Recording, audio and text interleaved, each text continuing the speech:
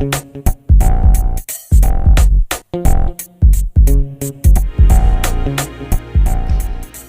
look, let's have a look at this problem here. Now, once again, this is a Schmitt trigger, but it's a little bit different. Notice what we've done here. Instead of this being V in, it is now V reference on this terminal. On this terminal over here, we now have V in, okay? Well, once again, we're going to call this voltage over here V1. And of course, the reference voltage in this particular problem has been given to be 4 volts. So let's go ahead and put that in. That is actually 4 volts sitting there. Once again, we'll write an expression down for V1. V1 is equal to, well, it's the 20K divided by the sum of these two. So that's R2 plus R1. So that's really the 20K plus the 2K. Times what? Times this voltage here, which we've said is the reference voltage, plus the other component, which is what? 2K, divided by the sum of the two resistors here, which is 20K, plus the 2K, and that is multiplied now by V out. All right? So that's it, our expression really for V1. Similar story, switching is going to occur when this voltage V1, okay, is actually equal to V in. All right, so when these two are equal, that is when switching is going to occur. So let's just write that statement down. So switching occurs when this V1 is equal to V in. Now we're controlling this value of V in. All right, so what we want to try to do now is really determine what happens to this output as we look at these switching conditions. All right, let's assume that we have an initial condition for V out. We'll assume this time it is plus 15. We could have chosen minus 15, but look, we'll do something a bit different and we'll assume that the output is sitting at a plus 15 here. Now, as I said before, we're looking at this voltage here, V1, and we're looking at basically V in relation to V1. And so when V in becomes equal to this V1, then we're going to switch. Okay, so if we're assuming the output was starting off at a plus 15, we're going to be adjusting V in until V in is equal to V1 plus a little bit more, and then we're going to switch from a plus 15 back down to a minus 15. All right, so let's go ahead and do this, all right? So we're going to say, in this case, we're going to switch down, and so we're going to call this point here, we're going to call it V in L, going from, let's say, a plus to a minus 15. Okay. So switching is going to occur when what? V1 is equal to V in. It is going to be a specific value of V in though, which we're going to call V in L. All right, so let's equate this with this. And so what we have is that this is 20K over 22K multiplied by 4.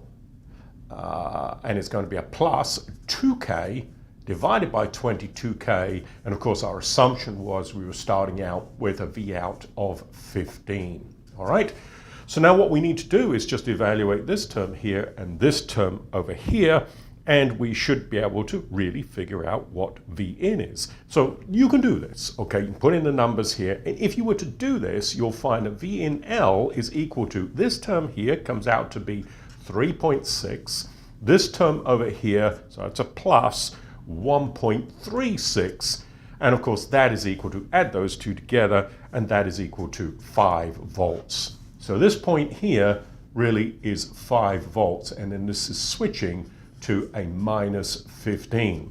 All right, so that's the pathway we take as we're increasing this V in.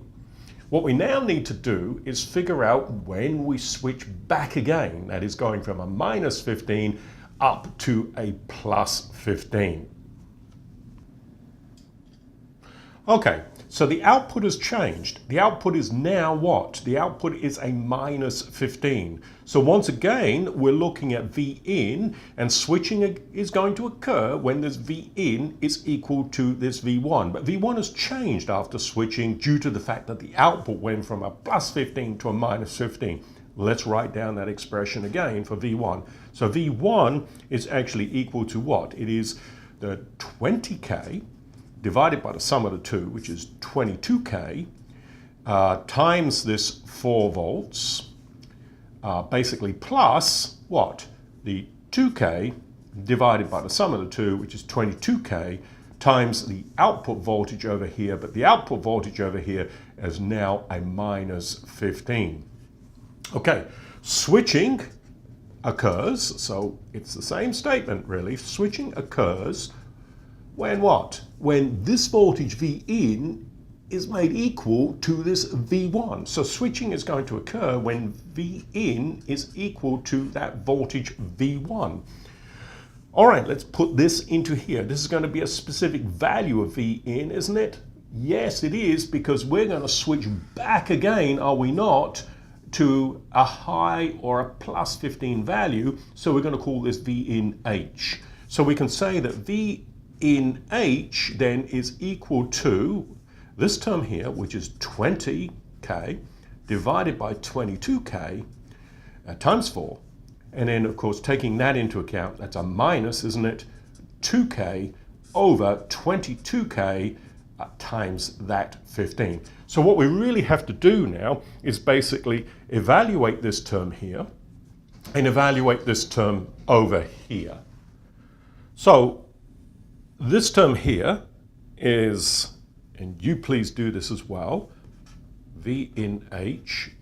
This term is actually equal to 3.636. Look, I've rounded a little bit here. This is a minus. Evaluating this term, it is a 1.363, and that is equal to 2.27 volts. Okay. So in other words, V in H, that is this point right here, is 2.27 volts. All right, so what does that mean? It means that when we start off at plus 15, we have to bring V in basically equal to 5. We will then switch down to a minus 15. All right, going back the other way, decreasing V in, we have to actually decrease V in to a value of what? 2.27 before we switch back up to a plus 15. So a different configuration, we simply swapped the V in and the reference voltage over here, and notice there's a different shape for this curve of V out versus V in. Okay, what I'd like you to do is see if you can try this particular problem. And what I want is basically a graph of that output voltage versus that input voltage. Now, I've drawn this in a slightly different way. See if you can maybe redraw it so it's a little bit more familiar to you, and then see if you can work the problem. And then when we come back, we'll work the problem together. All right, give it a go.